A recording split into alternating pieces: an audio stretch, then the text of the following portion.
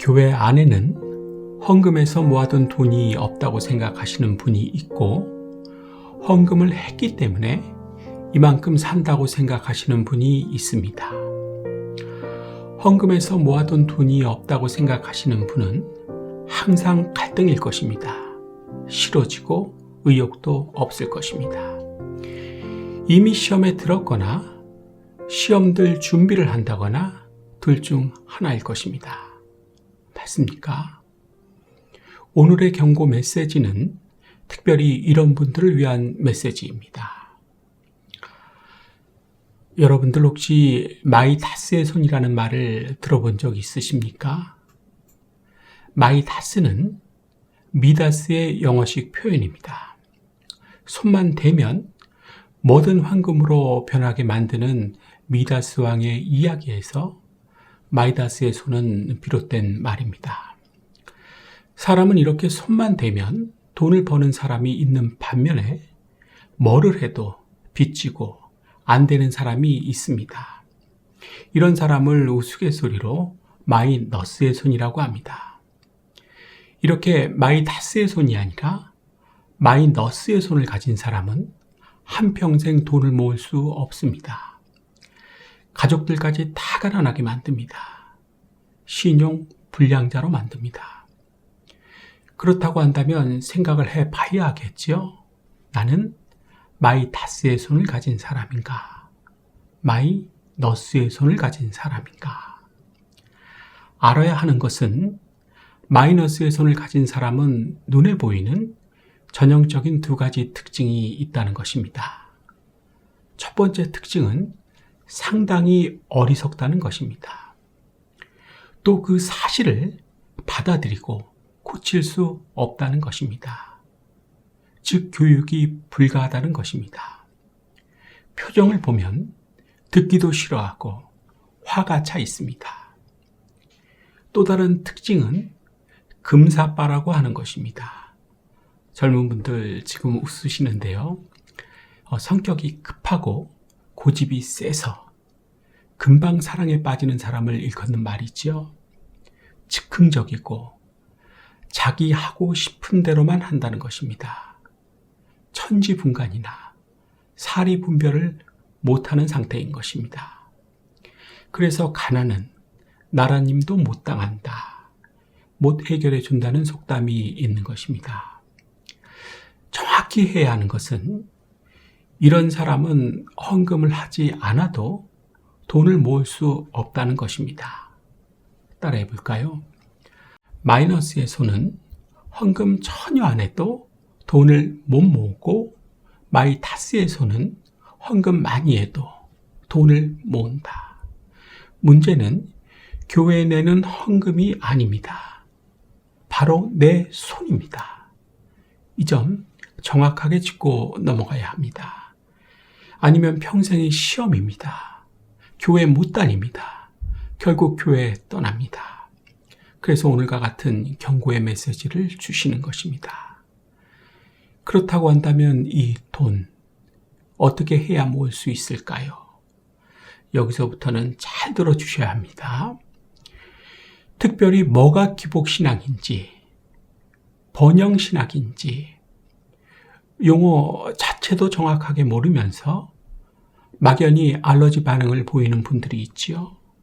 이 기회에 주의해서 잘 들어주시기 바랍니다. 물론 마이너스의 손을 가진 분들 잘 들어주시고, 내가 마이다스의 손인지 마이너스의 손인지 잘 모르시는 분들도 잘 들어주셨으면 좋겠습니다. 성경으로 가보겠습니다. 신명기 28장 2절에서 6절. 만일 여러분이 여러분의 하나님 여호와께 순종하면 다음과 같은 복을 받게 될 것입니다.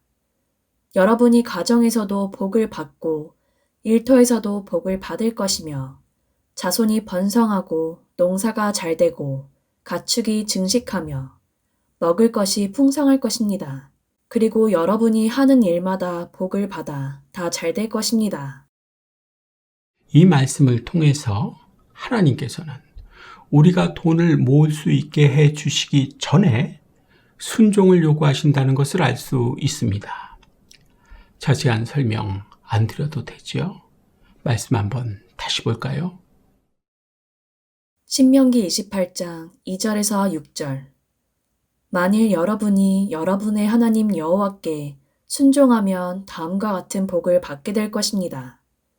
여러분이 가정에서도 복을 받고 일터에서도 복을 받을 것이며 자손이 번성하고 농사가 잘 되고 가축이 증식하며 먹을 것이 풍성할 것입니다. 그리고 여러분이 하는 일마다 복을 받아 다 잘 될 것입니다.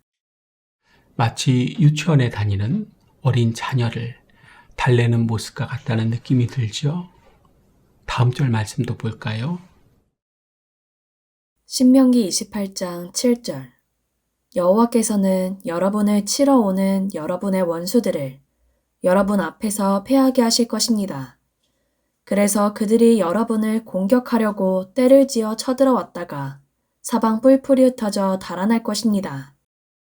하나님께서는 우리가 돈을 모을 수 있게 보호해 주신다는 것입니다. 사랑하는 여러분, 하나님께서 보호해 주시지 않으면 다 뺏겨버립니다. 맞습니까? 사업하시는 분들만 아멘 하시는 것 같은데요. 피부로 느끼기 때문입니다. 그 다음 절 말씀도 맞춰볼까요? 신명기 28장 8절. 여호와께서 여러분이 하는 모든 일에 복을 주셔서 여러분의 창고가 가득 차게 하실 것입니다. 이와 같이 여호와께서는 여러분에게 주실 땅에서 여러분을 축복하실 것입니다. 신명기 28장 8절의 이 말씀, 창고가 가득 차게 하실 것입니다. 하나님의 분명한 의지를 확인할 수 있는 말씀이지요. 돈을 주시겠다는 것입니다. 돈을 모을 수 있게 해 주시겠다는 것입니다. 그런데 전제가 무엇이었습니까? 순종입니다. 더 기본적으로는 하나님을 섬기는 사람입니다. 사랑하는 사람입니다. 이걸 잊지 말아야 합니다. 마태복음 6장 24절입니다. 마태복음 6장 24절. 한 사람이 두 주인을 섬기지 못할 것이니 혹 이를 미워하고 저를 사랑하거나 혹 이를 중히 여기고 저를 경히 여김이라. 너희가 하나님과 재물을 겸하여 섬기지 못하느니라. 이미 돈을 섬기고 있는 사람은 하나님을 섬길 수 없다는 말씀이지요. 실제로 보더라도 이런 사람은 하나님께 순종할 수 없습니다. 맞죠? 그래서 창고가 가득 차게 하시질 않는 것입니다. 내가 왜 돈을 모을 수 없는지, 그동안에 없었는지, 무슨 짓을 해도 어떻게 해도 모을 수 없는 사람인지 확인이 되셨으면 좋겠습니다. 따라해 볼까요? 돈을 섬기고 있는 사람은 하나님을 섬길 수 없다. 실제로 이런 사람은 하나님께 순종할 수 없다. 그래서 그렇기 때문에 창고가 가득 차게 하시질 않는 것이다. 이제 말씀을 마치려고 합니다. 창고는 하나님께서 가득 차게 하시는 것입니다. 내가 아닙니다. 내가 가득 차게 할 수 없습니다. 신명기 8장 17절 18절에서 가르쳐 주신 것과 같이 돈을 벌 능력을 주셔서 가득 차게 하시는 것입니다. 모으게 하신다는 것입니다. 다 아시는 말씀이지요. 그러나 내가 마음에 이르기를 내 능력과 내 손의 힘으로 내가 이 재물을 얻었다 말할 것이라. 내 하나님 여호와를 기억하라. 그가 내게 재물 얻을 능력을 주셨음이라. 이같이 하심은 내 조상들에게 맹세하신 언약을 오늘과 같이 이루려 하심이니라. 기억하셔야 합니다. 내가 마음에 이르기를 내 능력과 내 손의 힘으로 내가 이 재물을 얻었다 말할 것이다. 내 하나님, 너의 하나님 여호와를 기억하라. 그가 너에게 재물 얻을 능력을 주셨음이라. 이 세 줄의 말씀 잊지 말고 사실 수 있기를 축복합니다. 핵심은 우리 손이 어떠하든지 간에 마이다스의 손이건 마이너스의 손이건 간에 재물 얻을 능력, 그래서 돈을 모으게 하시는 분은 하나님이시라는 것입니다. 내 손에 달려있는 것이 아니라 하나님에게 달려 있다는 것입니다.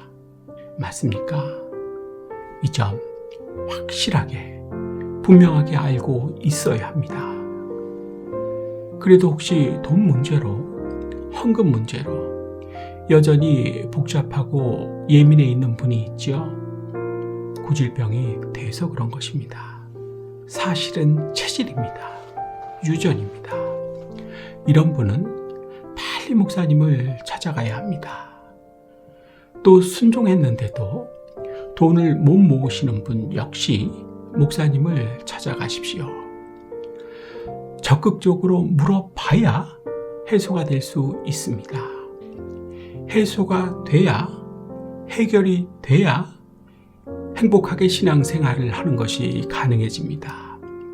더 이상 꾸준하게, 지루하게 시험에 들어있지 않는다는 것입니다. 아주 말끔하게 해소가, 해결이 될 것입니다. 여기까지 하겠습니다. 잘 들어주셔서 감사합니다.